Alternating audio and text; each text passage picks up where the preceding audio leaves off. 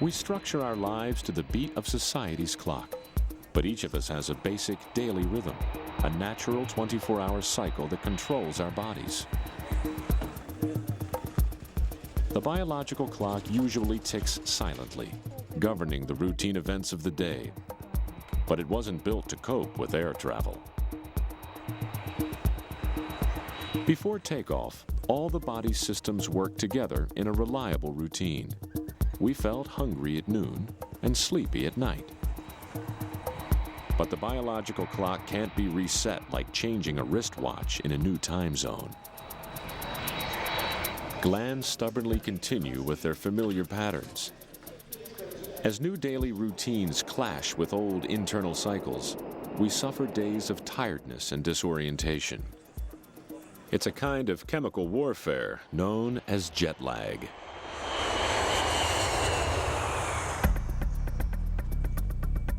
Jet lag wouldn't be hard to beat if we only had one biological timer. But our bodies have many internal clocks, different glands that keep independent schedules. 9 glands make up the endocrine system, the hormonal control mechanism that winds the body clock. These are the chemicals that control the rhythms of our lives.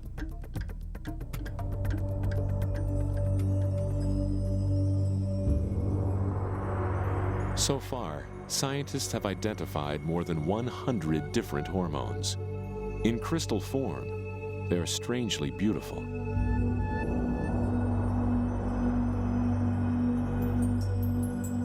They are the bridge that lets the inner body react almost instantly to the outside world. They cause the physical changes that make us feel powerful emotions like love, hate, and fear. They regulate how tall we grow, how our bodies cope with stress, and how quickly we can act and react. They even help determine what sex we are.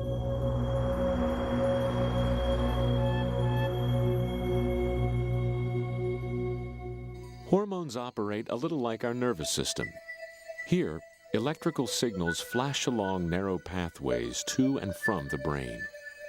In our chemical control system, the brain, the pancreas, sex organs, and thyroid all produce different kinds of hormones which affect different body systems. Hormones pour into the bloodstream and are carried to every point in the body. Only certain target cells can respond to hormones. Some hormones affect thousands of target cells, some only a few. Yet, as little as 1 hormone cell for every million blood cells is enough to cause a reaction. This molecule is baited with a group of atoms that react to growth hormone. It triggers the cell to stimulate growth and repair. All the hormones in the world are useless unless the right group of atoms is waiting. If the wrong ones were to respond, eating might make us feel anger, or an emergency might bring on hunger pangs, and our biological clock would break down completely.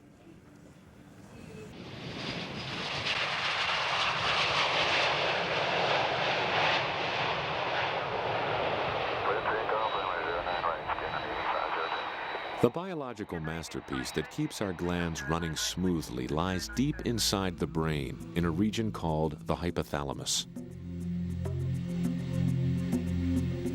All information that enters the brain passes through this area. 2 tiny nerve bundles set a daily rhythm, aided by the body's master gland, the pituitary. Imagine a line stretching straight back from your nose into the center of your head. This is the pituitary gland. It's a tiny lump of tissue weighing less than a grape, but it has immense power over the whole body.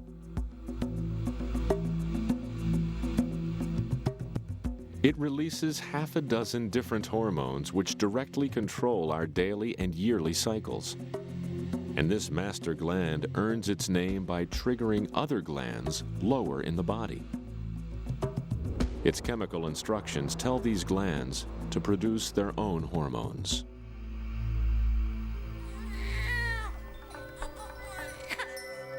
But the pituitary's most obvious job is to command growth and sexual maturity.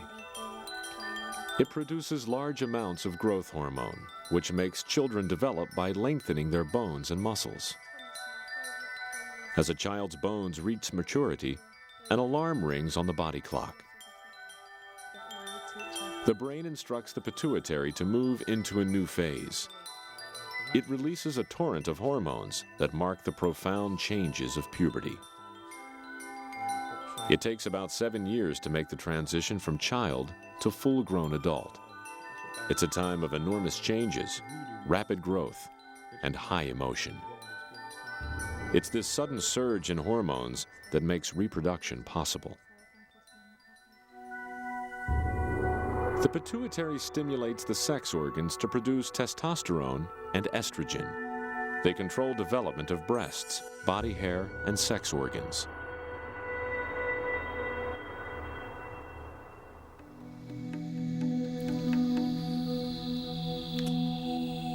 Here, too, the pituitary plays an important role.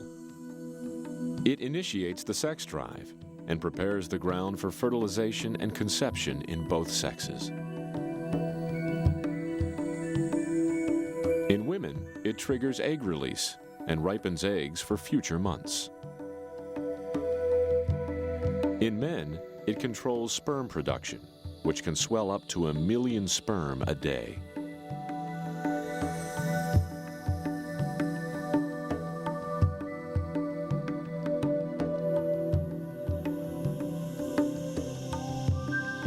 Important as it is to our bodies, the pituitary is critical outside our amorous adventures.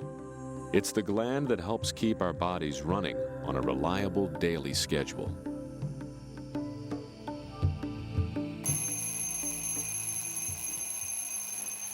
Its complex workings set the clock for Chris, a commercial airline pilot. He avoids jet lag by always eating and sleeping according to his schedule back home. Early each morning, Chris's pituitary targets the pair of adrenal glands which sit on his kidneys. They ready his body and mind to face the day ahead.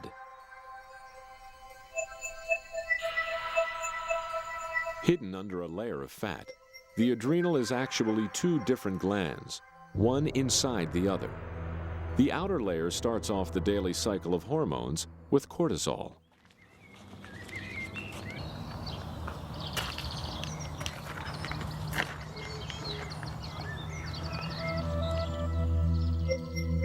Cortisol is produced in the early hours of the morning. It peaked when Chris woke up. It's a morning tonic that provides a burst of instant energy.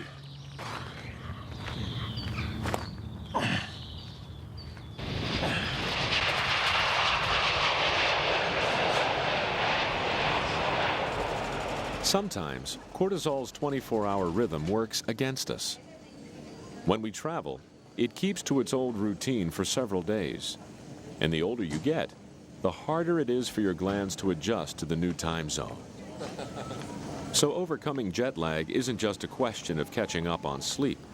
The hormones can take a week to sort out their disturbed rhythms. As the morning tonic ebbs away, the inner part of the adrenal gland takes charge. It releases the alertness hormones, adrenaline and noradrenaline.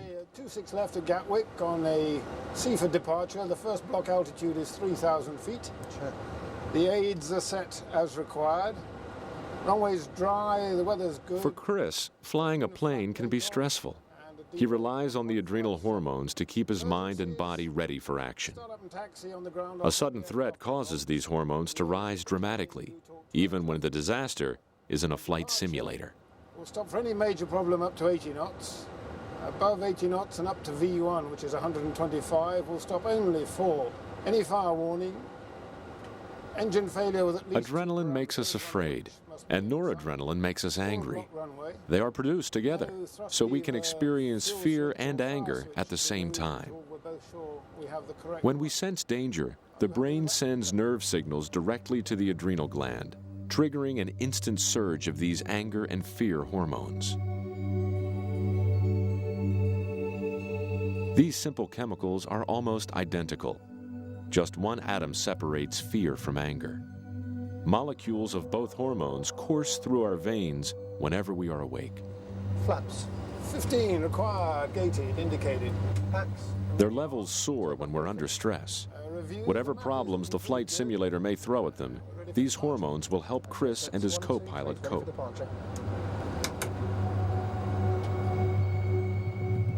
Normally, the adrenal gland secretes 4 molecules of adrenaline, our fear hormone, for every 1 of our anger hormone. Some people produce more noradrenaline than others and have shorter tempers.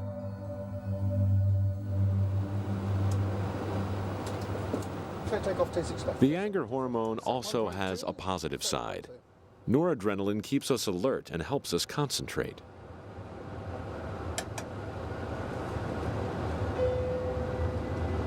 Stabilized. The pilot of a 757 with 200 passengers on board needs to be in top form, especially when an engine is about to burst into flame. V1. Right engine fire. Rotate 17. Confirm that's the right engine fire. Affirmative. Right engine fire. Chris's brain first notices the alarm. His nervous system responds immediately by sending commands to the muscles handling the controls. In an emergency, it can do the work of the adrenal hormones, telegraphing direct messages to the heart, lungs, and other vital organs. Confirm. Tell air traffic you have a problem.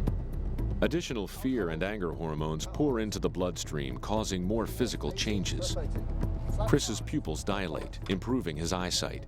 His breathing becomes deep and rapid to provide more oxygen. Maintaining 1,200 feet runway heading. Has the fire gone out? Fire still indicating. It's been running for 30 seconds. His heart beats faster as it speeds blood to the brain and muscles. Increased perspiration cools his body. His muscles tense and tighten, preparing for rapid or vigorous movements. Chris is experiencing a classic fight or flight response. And the remaining bottle has been fired. APU, start. The complex chain reaction of glands forcing hormones into the bloodstream has primed the body for action. Even his blood has been altered. It's now more efficient at fighting infection and would clot more quickly.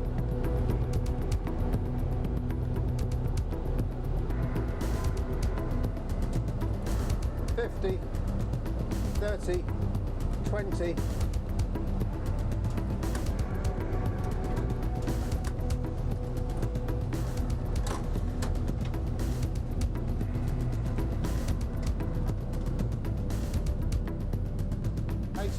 Chris's blood has been packed with adrenaline and noradrenaline through the whole simulated emergency. But as soon as the tension passes, the hormones are broken down. Within 10 minutes, their levels are back to normal. Tower jets at 123. Confirm we have no visual outside fire and fire trucks on the way. Hormones work the same in everyone, from adults to young children. Even before we're born, they've begun to structure our lives. This ultrasound scan reveals a 9-week-old fetus tossing and turning in its mother's womb. It's acting under the influence of the wake-up hormone, cortisol.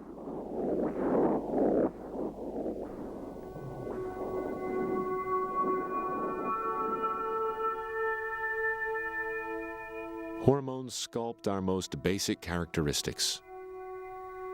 If a child is genetically coded to become a boy, its testes start to produce testosterone, which directs its growth of the male sex organs.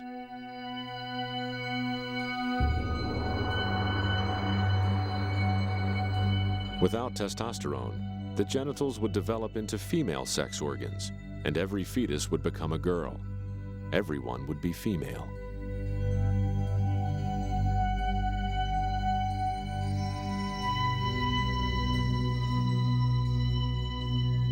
After 15 weeks, the baby's thyroid gland starts to pump out another vital hormone.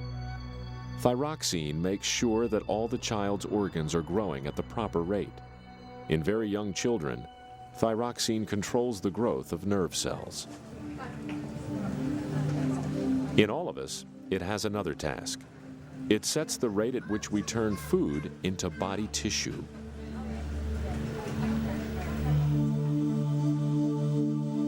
Thyroxine also determines the rate we burn off fat and how efficiently we use the food we eat. Each day, the average adult body must renew about half a pound of muscle and tissue.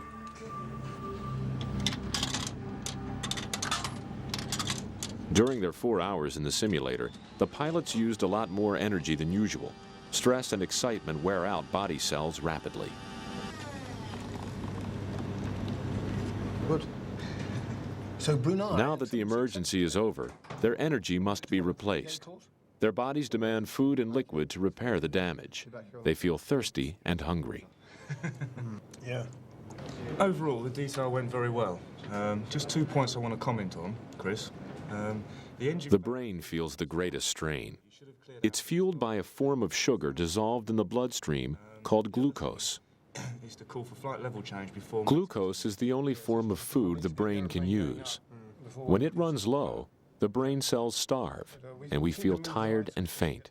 The only 2 points I could really pick up on is... When body chemicals are out of balance, it's another job for the hormone system. This time, the pancreas swings into action. This large gland is in charge of digesting food. It squirts its hormones into a surrounding maze of blood vessels.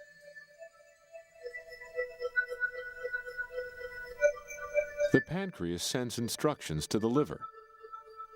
After we've eaten, levels of blood sugar go up. The pancreas then pours out insulin.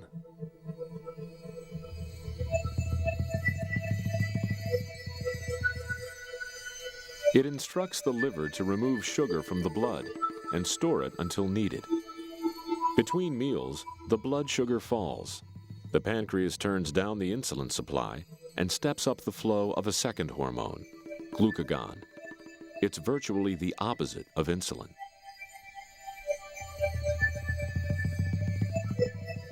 Under the influence of glucagon, the liver pours sugar back into the blood.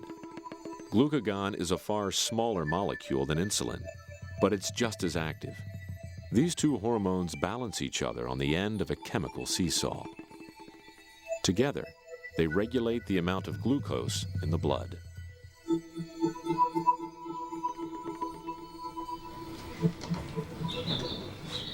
Our hormones cope surprisingly well with the strange and complex mixture of chemicals we inflict on our digestive systems. As evening approaches, a shift occurs in the balance of all our hormones.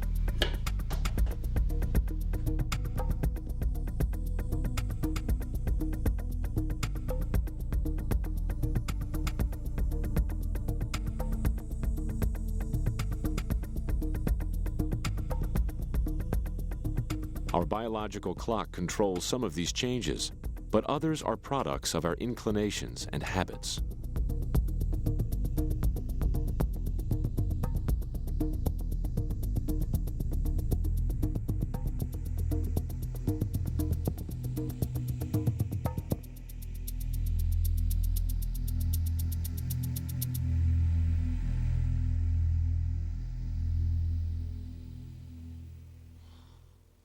Mealtime imposes its own rhythm.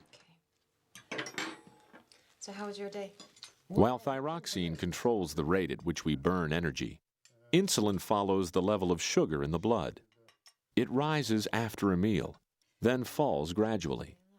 When it drops too low, we feel hungry. All right. It's very... Adrenaline also makes its presence felt at the dinner table. As its level drops towards the end of the day, our senses become less sharp and less discriminating. Food tastes better in the evening. The later you eat, the more you appreciate your meal.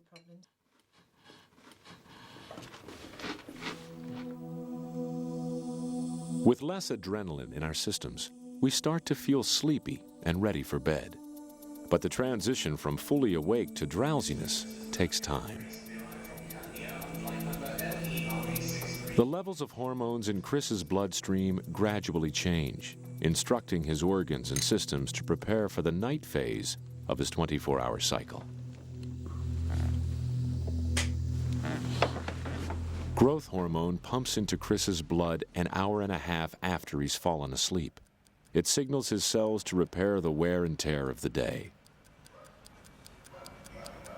During sleep, adrenaline is at its lowest level.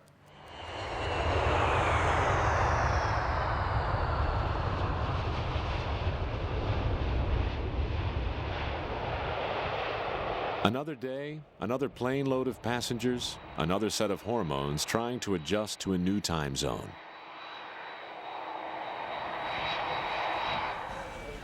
There are many ways to deal with jet lag, but there's no cure. Our blood transports dozens of hormones. No one can control how they interact and affect our brain and emotions. Fly from west to east, for example, and the jet lag lasts twice as long as when you travel from east to west. Most travelers have little or no problem with jet lag, but an unlucky 15% suffer a 70% reduction in performance. Jet lag affects millions of people every year. It's an illness second only to the common cold.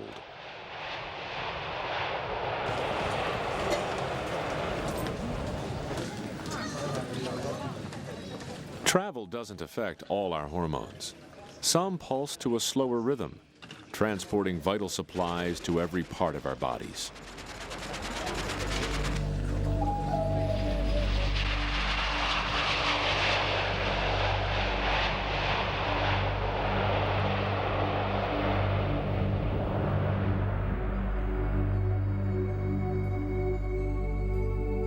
Hormones are more than a clock, more than just chemical messengers. When we confront a hostile world, they help us survive. As researchers unveil their mysteries, they are learning hormones' immense power. Someday, we may control how tall we grow or alter our moods and mental abilities with hormones.